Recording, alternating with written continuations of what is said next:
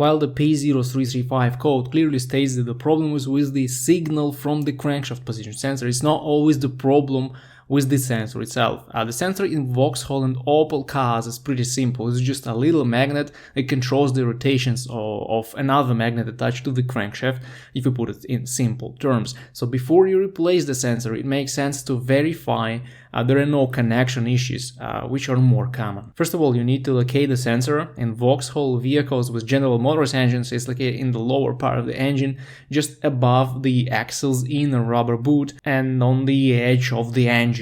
This is the plastic sensor attached to the engine with just one bolt. The first thing to try is to disconnect the connector and look at it. If you see any corrosion, this is your problem, and you will probably need to replace the wiring rather than the sensor. If there is no corrosion and everything looks good, try reconnecting the sensor firmly and starting your car. Now, you may have read that the problem may be with the ECU or the ECU connector, but such issues are so rare that you may just ignore this. So if the connections are good, the next step is to replace the sensor. Make sure you take out the sensor along with the rubber O-ring. If the ring doesn't come out, which happens quite often, you will not be able to install the new sensor correctly, and the P0335 fault code will be registered again after the new sensor is in. Also, make sure you don't over-tighten the bolt, because the plastic body of the sensor may easily be damaged.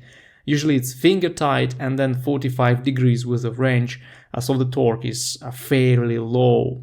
But if you still see the check engine light and get the P0335 code after installing the new sensor, there is a high chance that the problem is in the software. I remember in model years 2000 to 2003 there was a software problem that caused the ECU to think that the signal from the crankshaft position sensor was too weak, and there was an update from General Motors. So in this case, you may need to talk to a mechanic who specializes in these cars and may look for an available software update for your model and year.